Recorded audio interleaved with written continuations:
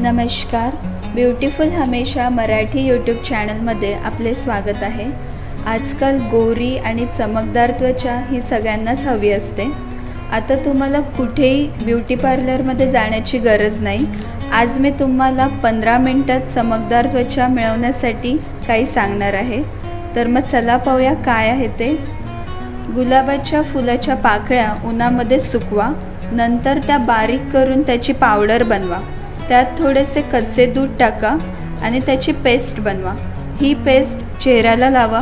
15 मिनिटांनंतर चेहरा स्वच्छ धुवा। यामुळे तुमच्या चेहऱ्यावर उजळपणा येतो आणि त्वचा चमकदार बनते। यानंतर आहे केळ आणि बदामाचे तेल। केळ आपल्या त्वचेची इलॅस्टिसिटी म्हणजेच लवचिकता वाढवतं आणि बदामाच्या तेलामध्ये विटॅमिन ई असतं, जे त्वचेला मॉइश्चराइज करतं। अर्धा केळ बारीक करून त्यात 1 चम्मच बदामचे तेल टाका। याचा फेस पॅक बनवा।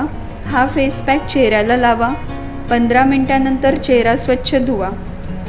मग तुमच्या चेहऱ्यावर चमकपणा येतो आणि चेहरा उजळ देखील बनतो। यानंतर आहे पुदिन्याची पाने आणि बटाटा। पुदिन्याची पाने बारीक करून घ्या। त्यामध्ये कच्च्या बटाट्याचा रस टाका। मिश्रण व्यवस्थित एकत्र करून घ्या आणि ते चेहऱ्याला लावा। 15 ते 20 मिनिटांनंतर साध्या पाण्याने चेहरा स्वच्छ धुवा। यामुळे तुमच्या चेहऱ्याचा काळेपणा जातो आणि त्वचा हळूहळू उजळ आणि चमकदार बनते। यानंतर आहे केळ, दही, मध आणि लिंबू। एका बाउलमध्ये अर्धा केळ बारीक करून घ्या।